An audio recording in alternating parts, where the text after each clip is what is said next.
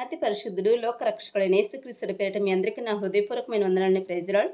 మరి ఒకసారి చాలా విలువైన మాటలు మరి మీతో పంచుకోవడానికి దేవుడు నాకు ఇచ్చినట్టు అవకాశాన్ని బట్టి ఆయన నామని కృతజ్ఞతాస్తుతులు. ఈరోజు మనం ధ్యానం చేసుకునే వాక్యము, ప్రార్థన చేసేటప్పుడు దేవుని మహిమను నువ్వు అనుభవించగలుగుతున్నావా? నిజంగా ఆయన నీ మొర ఆలకిస్తారని, నిజంగా ఆయన నీతోనే, నీ ప్రార్థన గదిలో నీతోనే ఉంటారని మనం గ్రహించగలుగుతున్నామా? ప్రార్థనకని మనం కూర్చుంటాము. ప్రార్థనకని కూర్చున్నప్పుడు ఎంతసేపు మనం ప్రార్థన చేసినా ప్రార్థన ముందుకెళ్ళదు. ప్రార్థన చేసామన్న తృప్తి మనకు అనిపించదు. ఎందుకు? ప్రార్థనకని మనం కూర్చుంటాం, కానీ అనేకమైన ఆలోచనలు, అనేకమైన తలంపులు మనలో పుడుతుంటాయి. అసలు ప్రార్థన ఏ విషయం మీద మన ప్రార్థనకి మనం కూర్చుంటామో, మరి ఏ విషయమే మన మోకాళ్ళ మీద ఉంటామో, కానీ ఆ ప్రార్థన సాగదు. అనేకమైన ఆలోచనలు రావటం వల్ల ప్రార్థన చేసామన్న తృప్తి లేకుండా, మరి ప్రార్థనలో మనం దేవునితో ఏం మాట్లాడామో, దేవునితో ఏ విషయం మనం గోజాడామో కూడా మనకు అర్థం కాదు. ఎందుకంటే సిద్ధపడాలి. ప్రార్థన ఎలా చేయాలన్నదే సిద్ధపడాలి. ప్రార్థనకి ముందే మనం సిద్ధపడాలి. ప్రార్థన చేసేటప్పుడు 10 నిమిషాలు 20 నిమిషాలు దేవుని స్తుతులు చెల్లిస్తూ, దేవా నీకు స్తోత్రం, దేవా నీకు స్తోత్రం, దేవా స్తోత్రం స్తోత్రం స్తోత్రం అనుకుంటూ, దేవా నేను ఏ విషయంలో తప్పుదం చేసిన దయతో నన్ను క్షమించని మొట్టమొదటిగా ప్రార్థన కంటే ముందు మనం ఏ విషయంలో తప్పుదం చేసామేమోనని ముందు మనల్ని మనం సరి చేసుకుంటూ, దేవునిలో ఒక 10-20 నిమిషాలు ఇలా నువ్వు ఎప్పుడైతే దేవునిలో స్తుతులు చెప్తూ దేవుణ్ణి మరి ఆయన మహిమపరుస్తూ నువ్వు ప్రార్థన ముందు సాగుతున్నప్పుడు ఈ లోకానుసారమైన ఆలోచన నువ్వు జయించుతావు. సమయం పట్టిద్ది వీటి నుంచి మనం డైవర్ట్ అవ్వటానికి. ప్రార్థనలో మనం ఉన్నప్పుడు ఈ లోకానుసారమైన ఆలోచించి డైవర్ట్ అవ్వటానికి సమయం పట్టిద్ది. ఈలోగానే ప్రార్థన మనం ముగించిపోయి అసలు దేవుడు నా ప్రార్థన ఆలకించలేదు అనుకుంటున్నాం. కానీ నిజంగా మనం ప్రార్థన చేసేటప్పుడు దేవునితో మనం గడపాలి. అంటే ముందు మనల్ని మనం సరి చేసుకోవాలి. దేవా ఏ విషయంలోనైనా ప్రభా, ఇదిగో ఈ విషయం నేను తప్పు చేసిన క్షమించండి, ఇదిగో ఈ విషయం నేను ప్రార్థన కూర్చున్నప్పుడు ఇదిగో నాతో మాట్లాడు ప్రభా, నాతో మాట్లాడు, నా ప్రార్థన ఆలకించండి ప్రభా అని మనం మొరపెట్టుకోలేకపోతున్నాం. 20 నిమిషాలు 10 నిమిషాలు మరి నువ్వు గంట కూర్చున్న ఆలోచనలే వస్తున్నాయి తప్ప, మనం కూర్చోగానే ప్రార్థనకి మనం స్టార్ట్ చేయగానే ముందుగానే టకటక అని మీకు కావాల్సిన అవసరాన్ని మీరు లిస్ట్ పెట్టుకోకండి. లిస్ట్ పెట్టుకుని ప్రార్థన చేయకండి. అలా కాదు, ఫస్ట్ దేవుని స్తుతిస్తూ ఆయన నామాన్ని మహిమపరుస్తూ ఆయన చేసిన ఈ సృష్టిని గురించి, సమస్త వాటి గురించి దేవుని స్తుతిస్తూ ఆరాధిస్తూ ఉన్నప్పుడు నీకు ఈ లోకానుసరమైన ఆలోచన డైవర్ట్ అవ్వడానికి వచ్చి సమయం పట్టింది. ఎప్పుడైతే డైవర్ట్ అయిపోతాయో, నీకు ఈ ఆలోచన రాకుండా ఉండిపోతాయి అంటే దేవుడు నీకు దగ్గరగా ఉన్నారు, నీకు దగ్గరగా వచ్చారు అని చెప్పేసి నీ ఆత్మకు తెలుస్తుంది. అప్పుడు మొదలుపెట్టు ప్రార్థన చేయటం. ఎప్పుడైతే నీ లోకానుసరమైన ఆలోచన డైవర్ట్ అయిపోతాయో ప్రార్థన చేయటం ఆరంభించాలి. మనం దేవుని ఆరాధించాలి. ఆయన మహిమ, ఆయన సన్నిధి మనం అనుభవించాలి. ఆయన మహిమను మనం అనుభవించాలి. చూడండి, మరి దావీదు గారు ఒక చక్కని మాట రాశారు. కీర్తన గ్రంథము 88వ అధ్యాయము 14. యెహోవా నీవు నన్ను విడుచుటయేలా, నీ ముఖము నాకు చాటు చేయటయేలా. అంటే ప్రార్థన అంటే మన ప్రార్థన వినకుండా ఆయన చాటు చేసుకుంటున్నారంట. ఎలా తెలుస్తుందంటే ఆయన చాటు చేసుకున్నట్టు మన ప్రార్థన వినకుండా ఆయన వినట్లేదని మనకు ఎట్లా తెలుస్తుంది? మన ఆత్మతోనూ సత్యముతోనూ ప్రార్థన చేయాలి. ఎందుకంటే మనం ఆత్మలం. యేసుక్రీస్తు దేవుడు మరి మన తండ్రి అయిన యెహోవా ఆయన ఆత్మ అయి ఉన్నారు. యేసుక్రీస్తు వారు కూడా ఆత్మగా తండ్రి దగ్గర ఉన్నారు. భూమి మీద రావటానికి ఆయన ఒక శరీరం కావాలి. భూమి మీద రావడానికి ఆయనకు ఒక శరీరం ఏర్పాటు చేసుకున్నారు. అలానే ఈరోజు మనం కూడా మనలో ఉన్న ఆత్మకు ఒక శరీరం కావాలి. మన శరీరాలుగా చేసి ఆయన జీవవాయువును ఊదారు మనలోకి. మనలో ఆయన ఆత్మ ఉంది. అందుకే దేవుడు ఏమంటే తెలుసా, హృదయ శుద్ధి గల ధన్యులు వాళ్ళు దేవుని చూచెదరు. అంటే మనం ఈ శరీరంతో దేవుని చూడలేం. మనం చనిపోయినప్పుడు కూడా ఈ శరీరంతో మనం పోము, మన ఆత్మ వెళ్ళిపోతుంది. మనం ఆత్మ కలిగి అక్కడ తీర్పు దినాల్లోకి మనం వస్తుంది. కానీ ఆత్మ అందుకే ఉంటుంది, నీ పూర్ణ హృదయంతోనూ, పూర్ణ ఆత్మతోనూ, పూర్ణ శక్తితోనూ ప్రార్థన చేయమని ఉంది. ఆయన ఆరాధించాలి. పూర్ణ ఆత్మపూర్వంగా ప్రార్థన చేయాలి. మనకి ఆయన శరీరంతో మనం ప్రార్థన చేయకూడదు. ఆత్మవశం అయిపోవాలి. మనం యేసుక్రీస్తు వారు ప్రార్థన చేసినప్పుడు ఆత్మవశుడైపోయి ప్రార్థన చేశారు. మనం అలా చేయగలుగుతున్నామా? అరే ప్రార్థనకని కూర్చుంటాం, అనేక ఆలోచనలు వచ్చి గంట తరబడి ప్రార్థన సాగట్లేదు, దాంతో ఏదో అలిసిపోయినట్టు అనిపించే ప్రార్థన ముగిస్తావు, కానీ అసలు నా ప్రార్థన దేవుడు వింటున్నారా? దావీదు గారికి మీదకి పరిశుద్ధాత్మ అంటే దేవుడు ఏర్పాటు చేసుకున్న వారికి అభిషేకించినప్పుడు, సమూయేలు గారు అభిషేకించినప్పుడు పరిశుద్ధాత్మ ఉంది. అయితే ఎప్పుడైతే దావీదు గారు తప్పు చేశారో, ఉరియా భార్య విషయం తప్పు చేసినప్పుడు తన మీద నుంచి పరిశుద్ధాత్మ తొలగిపోవటం దావీదు గారు గ్రహించారు. నా మీద నుంచి నీ ఆత్మను తొలగించకయ్యా, నా మీద నుంచి నీ ఆత్మను తొలగించకన్నారు. అంటే తను వెళ్ళిపోవటం గ్రహించాడు, పరిశుద్ధాత్మ దూరం అయిపోవటం గ్రహించాడు. ఈరోజు మనం కూడా దేవునితో మాట్లాడే మన దగ్గరగా ఉన్నాడన్నది ఆ ఆత్మ మన ఆత్మతో కలిసినప్పుడే నిజంగా దేవుడు మనకు దగ్గరగా ఉన్నట్టు మన ఆత్మకు తెలిసిపోతుంది. మనం ఆత్మతో ప్రార్థన చేయాలి. మన కళ్ళు కాదు, మన మనోనేత్రాలతో దేవుణ్ణి చూడాలి.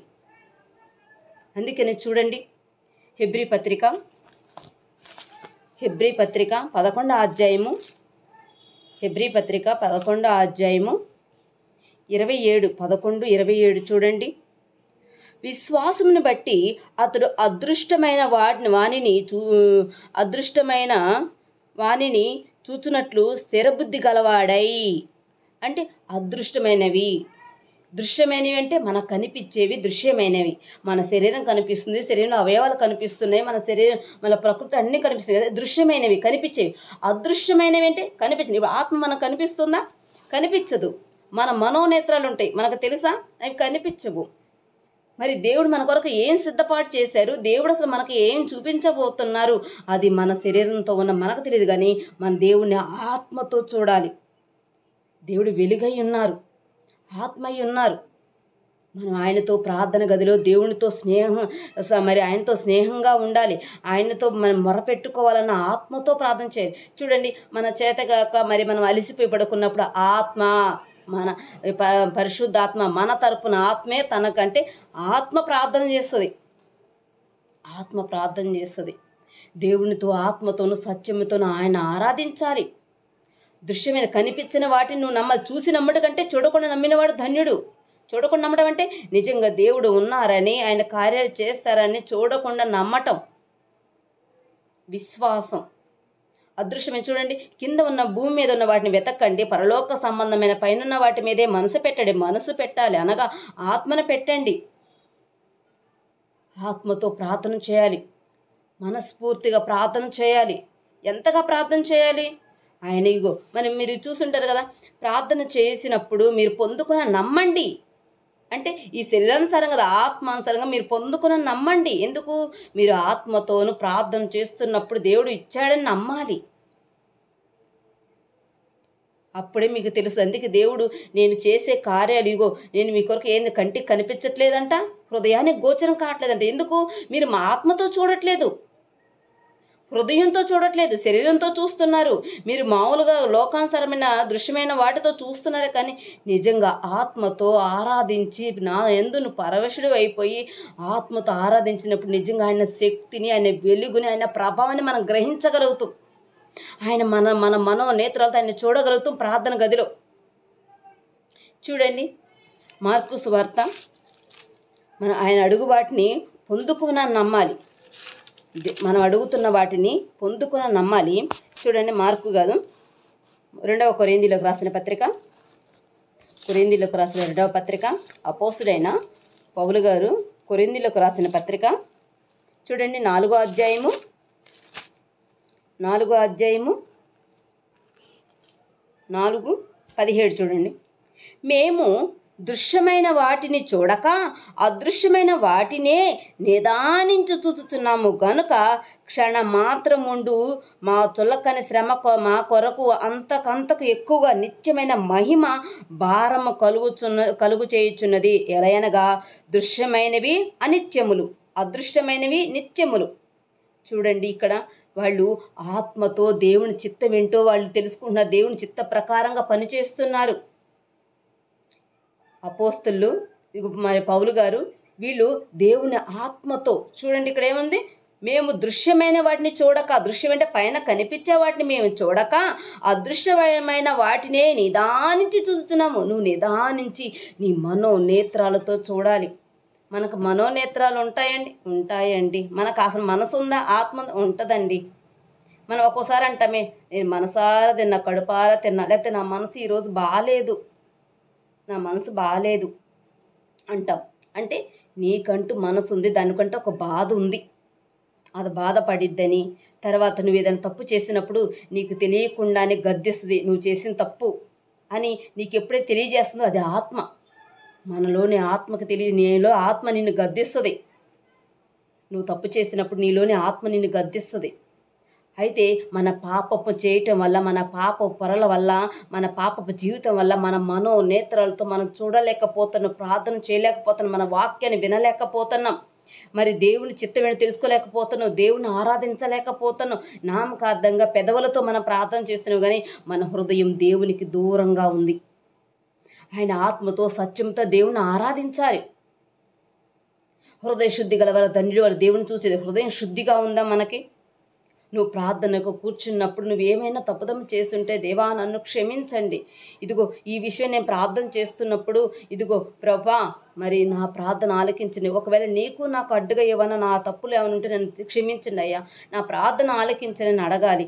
కానీ ఈరోజు నీకు దేవుడు నీకు సహాయం చేయలేకపోతున్నారంటే నీకు దేవునికి మధ్య ఏది అడ్డుగా ఉంది? చూడండి, దేవుడు చక్కగా చెప్తున్నారు.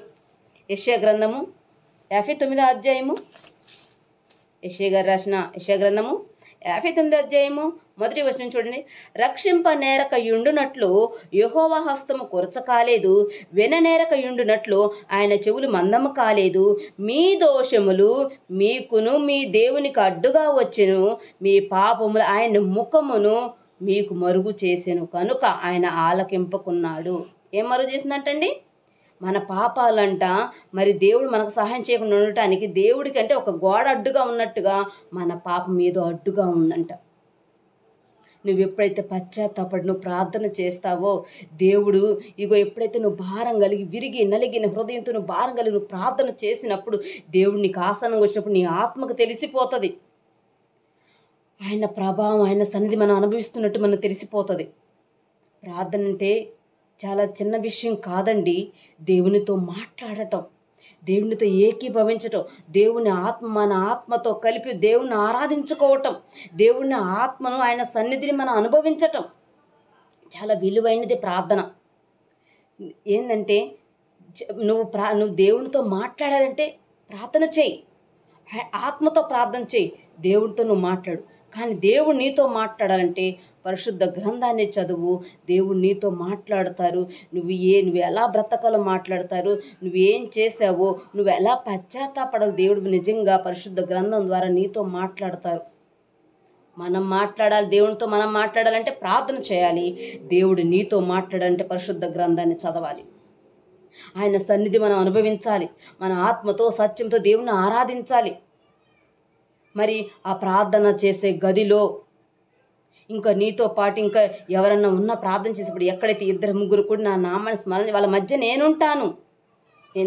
నువ్వు ఆకాశం వైపు కనులెత్తుకొని చూస్తున్నావే, కానీ నువ్వు ఎప్పుడైతే మోకాళ్ళ ప్రార్థన చేసి కన్నీటి అనుభవంతో ఎప్పుడైతే ఆత్మవశుడివై హన్నా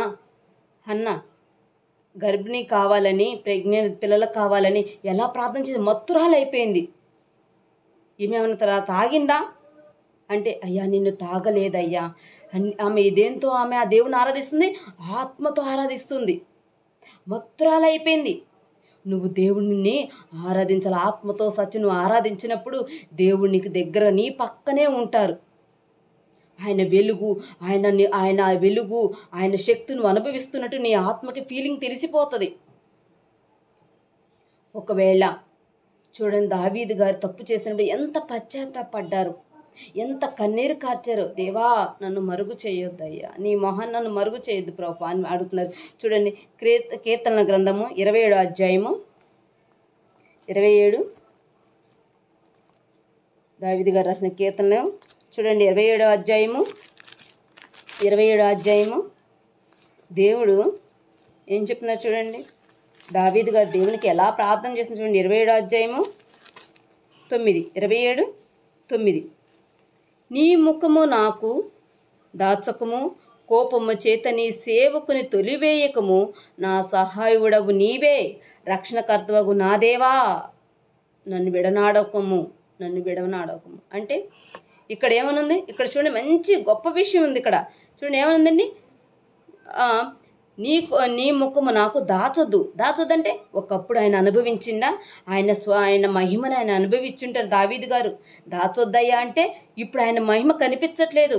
ఆయన మరి ఆయన శక్తి, ఆయన వెలుగుద్దే మరి దావీదుగా కనిపించట్లేదు. ఎందుకు? ఆయన మరి దావీదుగా తప్పు చేశారు, దేవుని మహిమను కోల్పోయాడు. దాచొద్దయ్యా, నీ మొహం నాకు దాచొద్దయ్యా, నాకు కనిపించడు అంటే ఒకప్పుడు దేవుడిని మరి ఆయన సన్నిధి అనుభవించాడు, దేవుని వెలుగు చూశాడు, ఆయన ఆత్మతో చూశాడు. అంతకుముందు ఆత్మతో ఆయన ఆరాధించారు. ఇప్పుడు ఎప్పుడైతే తప్పు చేశారు, పరిశుద్ధాత్మ వెళ్ళిపోవటం గ్రహించాడు.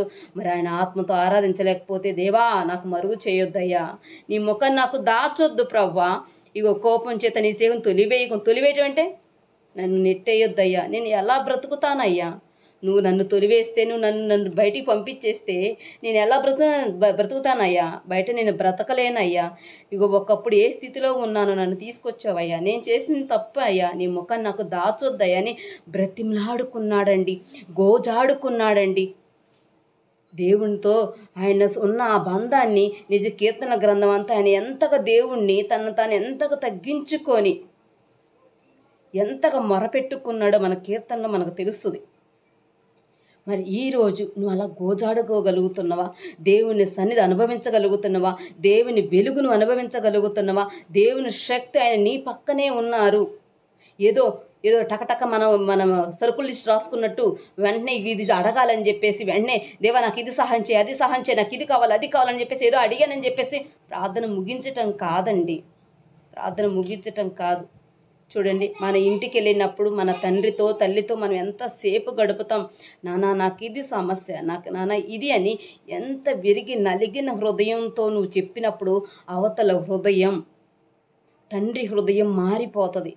ఎంత నువ్వు పడే ఏడుపు, నువ్వు పడుతున్న కష్టం చూసి అంటే వాళ్ళు నీ కష్టం చూడట్లేదు, కానీ నీ మాటల్లో ఏమవుతుంది, నీ కష్టాన్ని గ్రహిస్తున్నారు. అలానే నువ్వు ఎంత పశ్చాత్తాపడుతున్నావో నువ్వు కాదు, దేవుడు నీ హృదయాన్ని చూస్తున్నారు.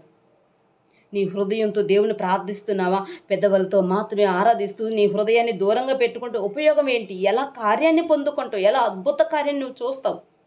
నీ పాపాలు క్షమించబడ్డాయి లేదా దేవుడు నిన్ను క్షమించారు, నువ్వు చేసినవన్నీ గుర్తు చేసుకోవట్లేదంటే దేవుడికి ఆసన్నంగా ఉన్న నీకు తెలిసిపోతుంది, నీ ఆత్మకు తెలిసిపోతుంది. దేవుడు నీ ప్రార్థన ఆలకిస్తున్నారంటే కార్యాలు నువ్వు చూస్తావు. మరి దావీదు గారు ఎంత పశ్చాత్తాపడ్డారు అంటే ఒకప్పుడు ఆయన ముఖాన్ని చూసారా? ముఖం అంటే మనుషులు ఎవ్వరు దేవుణ్ణి చూడలేరు, కానీ ఆయన సన్నిధి ఏమని చెప్పారు మరి మోషే గారికి, మోషే నువ్వు నన్ను చూడలేవయ్యా, నువ్వు నన్ను చూస్తే బ్రతకలేరయ్యా, ఏనారు నన్ను చూస్తే బ్రతకలే, కానీ ఏం చూడొచ్చు అన్నారు? ఆయన ఒక వెలుగు లాంటి ఆ ప్రభావాన్ని నువ్వు చూడొచ్చు. అలానే ఈరోజు మనం కూడా మన మనోనేత్రాలతో దేవుణ్ణి ఆరాధించవచ్చు. మనోనేత్రాలతో ఇదిగో ఆయన చూడొచ్చు, ఆయన వెలుగుని చూడొచ్చు. దేవుడు లోకమునకు వెలుగై ఉన్నాడు. ఆయన సన్ని మనం మన ఆత్మ ఎంత తృప్తి పడిపోద్ది ప్రార్థన చేసి, నిజంగా నా ప్రార్థన దేవుడు ఆలకించారని మన ఆత్మ తృప్తి పడిద్ది. ఈరోజు ఆలకించిన ఏదో దేవా నీకు స్తోత్రం నాకు ఆత్రం అన్నట్టుగా అట్లా ఉంది ప్రార్థన. ఎందుకు? లోకానుసరణ మనుషులకి ఎంత వేదన కలిగి చెప్తావే, నీ తల్లిదండ్రులకి ఎంతో వేదన కలిగి నువ్వు చెప్తావే, కానీ ఈ సమస్తాన్ని సృష్టించిన నిన్ను కూడా పుట్టించిన నీ దేవుని దగ్గర మాత్రం ఎందుకు ఆరాటంగా దడదడలాడిచ్చేస్తున్నారు? ఎందుకు ప్రార్థన చేయలేకపోతున్నారు? ఆయనతో ఎందుకు గడపలేకపోతున్నారు? ఎందుకు దేవుని స్నేహితులు చేసుకోలేకపోతున్నారు? నీ పక్కన ఉన్నా కూడా నువ్వు గ్రహించలేకపోతున్నావు. ఆయన చేసే అద్భుతాలు, ఆయన నీ కోసం దాచిన వాటిని నువ్వు ఈ నేత్రాలతో దృశ్యంగా చూడకు. అదృశ్యమైన నీ ఆత్మతోనే నువ్వు చూడగలవు. బైబిల్లో ఉన్న మాటలు కూడా మనకి ఇదిగో ఈ లోకానుసారమైన జ్ఞానంతో మనకు అర్థం కాదు కానండి. నిజంగా మనం ప్రార్థన చేసేటప్పుడు పరిశుద్ధాత్మ నాకు సహాయం చేయి, తండ్రి చిత్తం ఏంటి మీరు నాకు తెలియచేయండి, తండ్రి ఏం చెప్తున్నారు, ఏ గూఢమైన మర్మాలు మరి గూఢమైన విషయాలు దాచబడ్డాయో నాకు తెలియచేయండి, నా మనోనేత్రాలు తెరవండి, మరి అపోస్తులైన వారికి, ఆ 12 మంది శిష్యులకి మరి పాత నిబంధనలో జరిగిన విషయాలు వీళ్ళకేం తెలుసండి? పరిశుద్ధాత్మ కాలాలతో సహా కూడా మరి శిష్యులకు తెలియజేయటం జరిగిందండి. మరి ఈ రోజు కూడా మరి ప్రార్థన చేసేటప్పుడు కానీ, మరి వాక్యం చదివేటప్పుడు కానీ పరిశుద్ధాత్మ సహాయం మనం కోరుకోవాలి. అప్పుడే మనం ఆత్మతో, మన మనో నేత్రాలతో మన పరిశుద్ధ గ్రంథాన్ని చూసినప్పుడు చాలా అద్భుతంగా కనిపిస్తుందండి. చాలా అద్భుతంగా కనిపిస్తుంది. నీకు మంచిగా అర్థమవుతుంది. నీకు నిజంగా ఒకప్పుడు చూసింది ఇదే నేనేనా, ఒకప్పుడు చదివింది ఇదే కదా, కానీ అప్పుడు అర్థం కాదు, ఇప్పుడు ఎందుకు ఇలా అర్థమవుతుందని మనకు చక్కగా మరి పరిశుద్ధాత్మ తెలియజేస్తారండి. మన మనో నేత్రాలు తెరవాలి. పాప పొరలతో చూస్తున్న మన చూపుని మన దేవా, నా పాప పొరలను మరి తొలగించండి, నా మనో నేత్రాలు తెరవండి ప్రభా, ఇదిగో మీరు నాకు సహాయం చేయండి, నాకు సహాయం చేయండి. పరిశుద్ధ గ్రంథంలో మీరు ఎంత వేదన పడ్డారు, ఇజ్రాయేల్ ప్రజల కోసం ఎంత కష్టపడ్డారు అన్నది మన ఆత్మతో మనం చూడొచ్చండి. పరిశుద్ధాత్మ సహాయం కోరుకున్నప్పుడు, మన మనో నేత్రాలు తెరిసినప్పుడు, మన ఆత్మతో చూసినప్పుడు నిజంగా తండ్రి అయిన దేవుడు ఎంత బాధపడుతున్నారో, మన కోసం ఎంత కష్టపడ్డారో తెలుస్తుందండి. ఎందుకు అంతగా ప్రేమించిన మనిషి ఈరోజు ఎందుకు ఇంత కోపంగా ఉండి ఎందుకు ఎట్లా శిక్షిస్తున్నారంటే ప్రేమించాడండి. దేవుడు ప్రేమించాడు, అది ఆత్మతో తెలుస్తుంది. ఈ శరీరానుసారంగా ఆలోచిస్తే దేవుణ్ణి తప్పుగా చూస్తే తప్పే కనిపిస్తుంది. ఆయన ఆత్మతో చూడండి, ఆయన ఆత్మతో చూడండి, మీ మనో నేత్రాలతో చూడండి. యేసుక్రీస్తు భూమి మీద రావటానికి నిజంగా ఆయన మహిమ స్వరూపాన్ని వదిలిపెట్టుకున్నారు. ఆయన ఆత్మయుండి తండ్రి పక్కన ఆయన స్థానాన్ని వదిలిపెట్టుకొని, ఆయన మహిమను వదిలిపెట్టుకొని భూమి మీదకి మనిషిగా వచ్చాడే. ఆయన ఎంతగా కష్టపడ్డాడే. అది ఆ కష్టం తెలియంటే మాటల్లో కాదు, హృదయంతోనూ ఆత్మతోనూ చూడు, నిజంగా ఎంత కష్టపడ్డారో తెలుస్తుంది. ఆయనను తెలుసుకోలేక మరలా ఇప్పుడు వస్తున్న సమస్యలకి, వస్తున్న ఈ బాధలకి ఎంతవరకు దేవుడు ఓపిక పట్టగలుగుతారు? ఇంకనైనా మారండి అని చెప్తున్నా కూడా గ్రహించట్లేదే. ఏదైనాను మీరు చూడాలి, దేవుణ్ణి తెలుసుకోవాలనే రుచి చూడాలి. నిజంగా చాలా అద్భుతం. మనకు చాలా మన ఆరోగ్యానికి చాలా మరి మంచి పోషకాహారం పరిశుద్ధ గ్రంథం, చాలా అద్భుతం. ఇందుట్లో పరిశుద్ధ గ్రంథం అద్భుతం అండి, చూడాలే. కానీ మన మనో నేత్రాలతో చూసినప్పుడు అండి నిజంగా దేవుడు ఎంత కష్టపడ్డారు, ఎంత వేదన పడ్డారు, మన గురించి ఎంత బాధపడ్డారు. ఆయన మనకు తండ్రి అయ్యుండి ఇప్పుడు ఈ లోకానుసారమైన సాతానుగాడు మాటలు వింటే, వాడు చెప్పిన మాటలు వింటూ వాడు చెప్పిన బాటలో నడిపిస్తూ ఉంటే, మనం నడుస్తుంటే అసలు తండ్రి అయిన తను ఎంత వేదన పడుతుండో పరిశుద్ధ గ్రంథాన్ని చదివితే నిజంగా అర్థమవుతుందండి. ఈ లోకానుసారమైన తల్లిదండ్రులు చూడండి, మన పిల్లలు మన ఎదుట వేరే వాళ్ళని పొగుడుతుంటే, వేరే వాళ్ళు చెప్పిన మాట వింటుంటే, వేరే వాళ్ళు నచ్చినట్టు చేస్తుంటే తల్లిదండ్రుల గుండె ఎంత వేదన పడిపోద్ది, ఎంత రోధిస్తుంది. నిజంగా తండ్రి అయిన దేవుడు అంత బాధ ఉందండి. నిజంగా ఆయన ఎంత వేదన పడ్డారో తెలియాలంటే పరిశుద్ధ గ్రంథాన్ని చదవండి, మీ మనో నేత్రాలతో చదవండి. యేసుక్రీస్తు వారు నిజంగా ఆయన అలాంటి కష్టం ఉందని తెలిసి కూడా నేనున్నానయ్యా, నన్ను పంపించు అని చెప్పి భూమి మీదకి వచ్చారే. నీ కోసం నా కోసం భూమి మీద ప్రాణం పెట్టేవాళ్ళు ఎవరు? ఆయన వచ్చారండి. యేసుక్రీస్తు వారి కష్టం కానీ, మరి తండ్రి అయిన దేవుని కష్టం కానీ, మన ప్రభు అయిన యేసుక్రీస్తు లోకరక్షకుడైన కష్టం తెలియాలంటే, అది ఆయన గురించి మనం తెలుసుకోవాలంటే నిజంగా మనో నేత్రాలతోనే చదవాలండి. ఈ లోకానుసారమైన జ్ఞానంతో మనకు అర్థం కాదు. కానీ దేవుడు అడుగుతున్నారు, నీకు జ్ఞానం కొదువుగా ఉందా? నన్ను అడుగు. జ్ఞానం అంటే లోకానుసార జ్ఞానం కాదండి, ఈ పరిశుద్ధానుసారం. నువ్వు తెలుసుకోవాలనుకుంటున్నావా? నిస్సందేహంగా అడుగు, నీకు ధారాళంగా ఇస్తాను. పరిశుద్ధాత్మను కూడా నువ్వు అడుగు, నేను నీకు ఇస్తాను. నువ్వు అడుగు. తండ్రి అయిన దేవుడు ఎంత వేదన పడుతుంది. ఏది తెలియాలన్నా దృశ్యమైన వాటితో చూడకండి. పరిశుద్ధ గ్రంథమే కానీ, లోకాన్ని దేవుడు నీ కోసం నువ్వు ప్రార్థన చేసేటప్పుడు కానీ దృశ్యమైన వాటితోనూ చూడకండి, మీకు అర్థం కాదు. ఒకవేళ దృశ్యమైన కళ్ళతో చూస్తే మీ బాధలు తగ్గట్టు వాక్యాలే వస్తాయే తప్ప దేవుని చిత్తం ఏమిటో మీకు తెలియదు. దేవుడు అద్భుత కార్యాలు సూచక్రియలు జరిగించడానికే కాదు, ఇంకా అనేకమైన వాటి కొరకు భూమి మీదకి వచ్చారు. యెహోవా తండ్రి ఎందుకు బాధపడ్డారన్నది కేవలం దేవుని జ్ఞానంతోనూ నీ మనో నేత్రాలతో మాత్రమే నువ్వు దీన్ని చూడగలవు, చదవగలవు. లేకపోతే ఎన్ని సంవత్సరాలు బడి నువ్వు చదివినా అవే మాటలు నీకు రిపీట్ అయ్యి నీకు అర్థమవుతుందే తప్ప నిజంగా దేవుడు ఎందుకు మనిషిని పుట్టించారు, ఎందుకు ఈ సమస్యలు వచ్చినాయి, ఎందుకు యేసుక్రీస్తు వారు వచ్చారు, ఎందుకు మరణించారు, ఎందుకు ఇప్పుడు ఈ మన పడుతున్న బాధలు ఎందుకు వచ్చినాయి తెలియాలంటే దేవుని జ్ఞానం అవసరం. మనోనేత్రాలు తెరవాలి, పరిశుద్ధాత్మ సహాయం కోరుకోవాలి. దేవుని ఆత్మతో సత్యంతో మనం ఆరాధించాలని, మరి దేవుని చిత్తాన్ని మనం తెలుసుకోవాలని, నిజంగా నువ్వు ప్రార్థన గదిలో దేవునితో మరి ఆయన మహిమను, మరి ఆయన వెలుగును నువ్వు అనుభవించాలని కోరుకుంటూ ఈ వాక్యం మనల్ని దీవించి ఆశించబడును గాక. ఆమేన్. Praise the lord.